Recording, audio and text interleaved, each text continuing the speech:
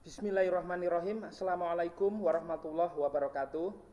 Pemirsa sekalian, ada satu hal yang tadi saya lupa menyampaikan kepada pemirsa terkait dengan bagaimana kita bisa menciptakan peserta didik yang cerdas, tidak hanya pintar, yang lebih dominan otak kanan bukan hanya otak kiri.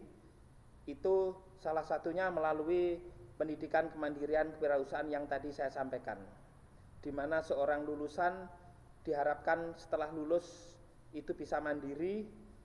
Bahkan dalam beberapa kesempatan saya bertemu dengan mahasiswa yang kuliahnya tidak selesai-selesai, bahkan IPK-nya bisa dikatakan di bawah rata-rata atau jelek lah kasarannya.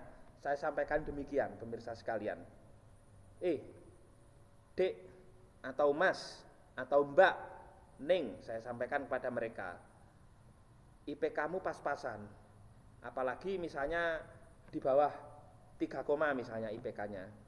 Terus dia bingung mau kerja di mana, karena standar dunia kerja saat ini adalah IPK-nya 3, ke atas.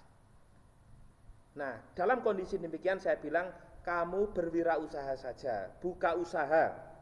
Karena rezeki Allah itu 90% itu ada di usaha, ada di perdagangan, di tijaroh. Nah, bahkan dengan IPK yang pas-pasan, kamu bisa menjadi bos, bisa menjadi pemimpin bagi teman-temanmu yang IPK-nya bagus. Jadi IPK jelek bisa menjadi bos atau pemimpin bagi yang IPK-nya bagus. Terus mereka bertanya kepada saya, loh kok bisa Pak Lutfi atau Gus Lutfi, kok bisa demikian? Terus saya bilang, iya, rata-rata kalau IPK-nya bagus, dia mau berwirausaha, ulet, menciptakan lapangan pekerjaan misalnya, membuat usaha misalnya, apalagi kalau usahanya itu bisa menjadi besar misalnya, menjadi perusahaan yang besar, apakah itu CV maupun PT misalnya, maka kemudian kamu di sana bisa merekrut, melakukan perekrutan pegawai atau karyawan, staf dan seterusnya dari teman-temanmu yang IPK-nya bagus-bagus. Artinya membuka lowongan pekerjaan minimal dengan misalnya syaratnya dengan minimal IPK 3,00, padahal pemimpinnya atau bosnya IPK-nya tidak mencapai 3,00. Ini kan luar biasa, dan di Al-Quran sudah dijelaskan. Jadi ad-dunya lahwun wa laibun, dunia ini permainan dan senda gurau.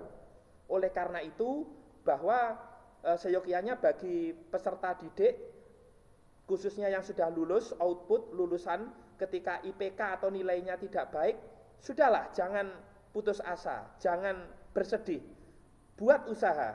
Bahkan kamu nanti bisa menjadi bos bagi teman-temanmu yang IPK-nya bagus-bagus.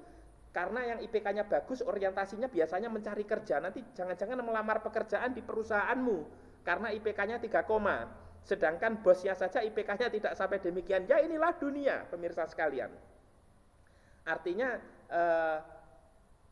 saya memberikan motivasi demikian kepada para mahasiswa yang IPK-nya pas-pasan. Bahkan ada satu mahasiswa, ya saya tidak sebut, yang IPK-nya pas-pasan dan ingin menjadi pegawai negeri.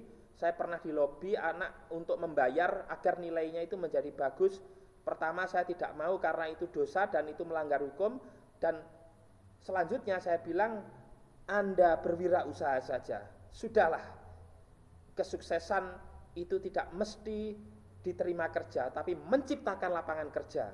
Dan seyogianya lembaga pendidikan pun ketika ada lulusannya yang mampu menciptakan lapangan kerja itu diapresiasi.